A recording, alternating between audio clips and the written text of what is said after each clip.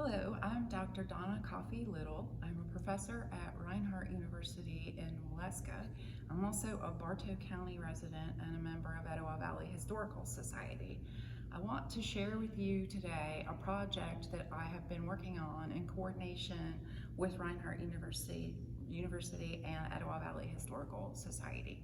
We have put together a website exhibit called Spirits on Pine Log Mountain.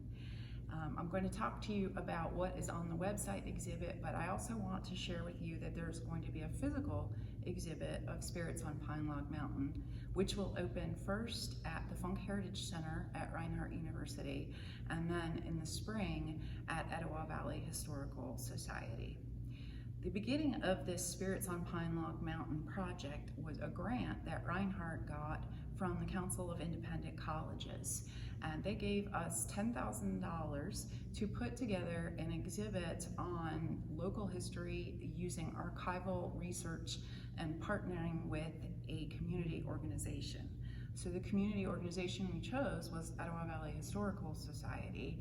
And for 2 semesters, I had groups of student interns doing research on Pine Log Mountain and putting together the online exhibit, and then this fall, the physical exhibit that will be opening at Reinhardt's Funk Heritage Center.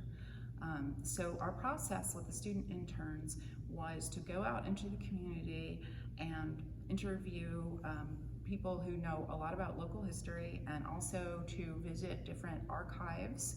So we used our own Reinhardt University archives, but we also used Etowah Valley's archives. We used Bartow History Museum's archives.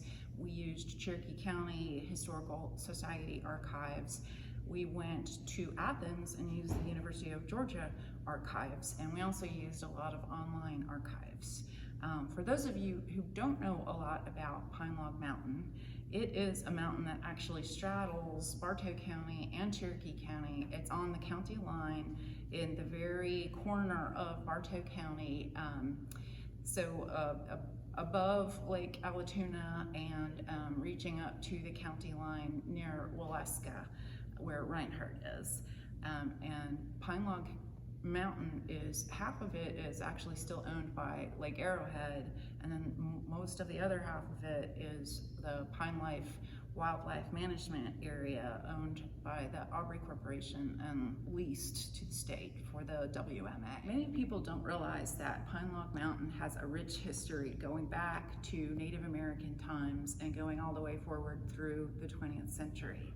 In our exhibit, Spirits on Pine Log Mountain, we've tried to trace the history of the mountain from the Cherokee presence there to many of the significant events of the 20th century. So part of our exhibit looks at the Cherokee who lived in the Pine Log Mountain area, and there were many before they were removed in 1838.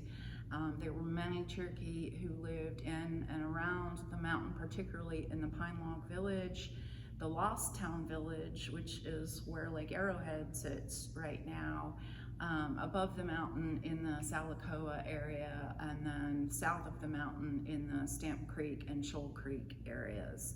So Pine Log Mountain really was a significant site for the Cherokee, and part of our exhibit looks at that. Then we look at the settlers who came to Pine Log Mountain in the early days, some of them even before the Cherokee were removed. And the small settlements that the first settlers established in and around the mountain. Many settlers came into the area around Pine Log Mountain because of minerals. There was not gold on Pine Log Mountain, but folks who came to the Sixes area looking for gold and Allatoona actually also had a small gold mine, rapidly realized that Pine Log Mountain had a lot of iron.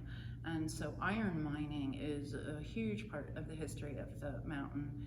And in the exhibit, we look a bit at some of those old iron furnaces that you may be familiar with.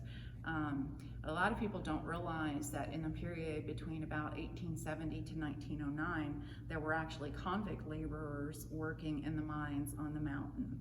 So we have a section on the Sugar Hill mines, and there were a lot of abuses that happened there that actually led to the abolition of the convict labor system in Georgia. Another significant thread in the mountain's history is moonshine. There were many, many moonshine stills in and around Pine Log Mountain. So we have a lot of good vintage photographs of the moonshine industry, and a little bit about who the moonshiners were, although all of that was top secret. Even to this day, people don't like to say. So there's lots of mystery surrounding the moonshine. Another significant historical event for Pine Log Mountain was the Civilian Conservation Corps camp, otherwise known as the CCC camp.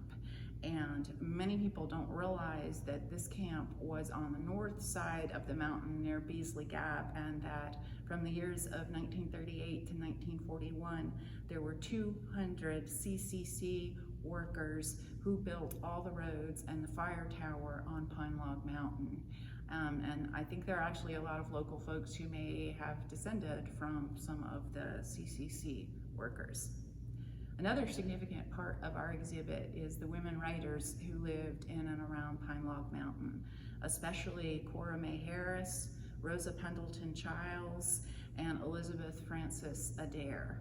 So we have sections on each of those women writers, most of whom have been forgotten, and a bit about their lives and their writings, especially what they wrote about the mountain. Now with Cora Harris, Etowah Valley Historical Society actually has a collection of original letters by Cora Harris. So that is going to be part of the physical exhibit, as well as part of the digital exhibit. And we do have first editions and manuscripts from each of the three women writers. So that also, it's covered in the digital exhibit, but it's also going to be part of the physical exhibit. So I want to encourage you to, first of all, go to the digital exhibit, and it is linked to the Etowah Valley Historical Society. If you go to the main Etowah Valley Historical Society webpage and scroll down to the bottom, you will see a stack of colorful books, and underneath that it says Bartow Authors Corner. Click on that and it will take you to an entire library of writings from Bartow County authors. Once you've reached the Bartow Authors Corner, you're going to look for the category that says Politics, Communities, and People, and you are going to scroll down to the S's to where it says Spirits of Pine Log Mountain. If you click on that, that will take you to the entire digital exhibit. I hope that you will also keep an eye out for the opening of the physical exhibit at Reinhardt's Funk Heritage Center this fall and at Etowah Valley Historical Society in the spring. Thank you for listening, and I hope you enjoy the exhibit.